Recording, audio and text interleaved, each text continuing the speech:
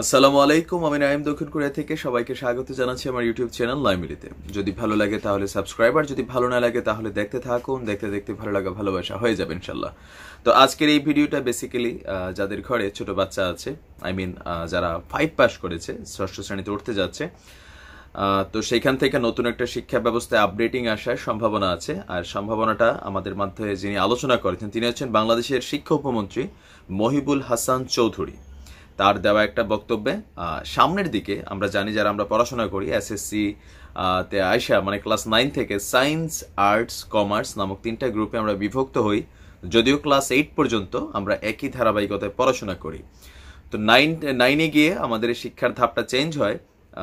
ভবিষ্যৎ কর্মপন্থা কি হবে, যদিও এই সিস্টেমটা উন্নত বিশ্বের কোনো দেশে নেই, বিশেষ করে সাউথ কোরিয়াতে নেই বা অন্যান্য দেশেও এই সিস্টেমটা নেই। এখানে হচ্ছে আপনার 12th গ্রেড পর্যন্ত, মানে আমাদের দেশের মোটামুটি ইন্টারমিডিয়েট পর্যন্ত সবাই একই ধাঁচে পড়াশোনা করে। এরপরে গিয়ে অনার্সে গিয়ে যার যার মতো সে কি করতে চায়, বাট এর আগে তাদেরকে একই কোয়ালিটিতে তৈরি করা হয়। আর বাংলাদেশেও বিশেষ করে আপনার সায়েন্সে যারা যায় একটু মেধাবী স্টুডেন্টগুলো যায়, কমার্সে যায় একটু মোটামুটি মেধাবীর মধ্যে আপনার দেখা গেছে যে যারা বেশি মেধাবী তাদের একটা টার্গেট থেকে সায়েন্সে যাওয়া। আর আর্টস গ্রুপটা বেসিক্যালি বাংলাদেশে যেভাবে আর্টস পড়ানো হয় বিশ্বের অন্যান্য দেশে এইভাবে আছে কিনা আমি জানি না।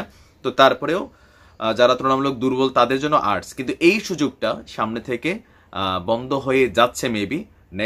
নেক্সটে যখন আপনার শিক্ষাবর্ষ কার্যক্রম হবে সেইখানে এটা আলোচনার বিষয় হিসেবে আসছে যে শিক্ষা উপমন্ত্রী মহিবুল সাহেব তিনি বলেছেন যে সব শিক্ষার্থীকে কমপক্ষে এসএসসি পর্যন্ত বাধ্যতামূলকভাবে বিজ্ঞান গ্রহণ করতে হবে।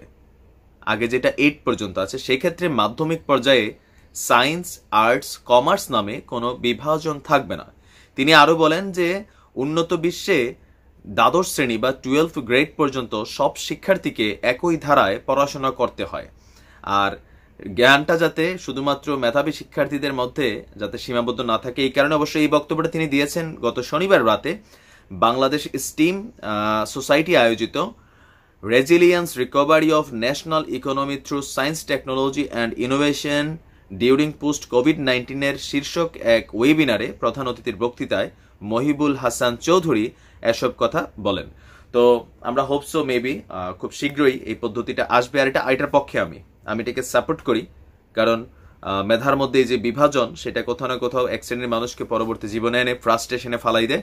অন্তত সমভাবে তৈরি হয়ে অনার্স লেভেলে গিয়ে যার যার যে পদক্ষেপ ফিউচারের জন্য সেই পদক্ষেপে যাওয়া উচিত।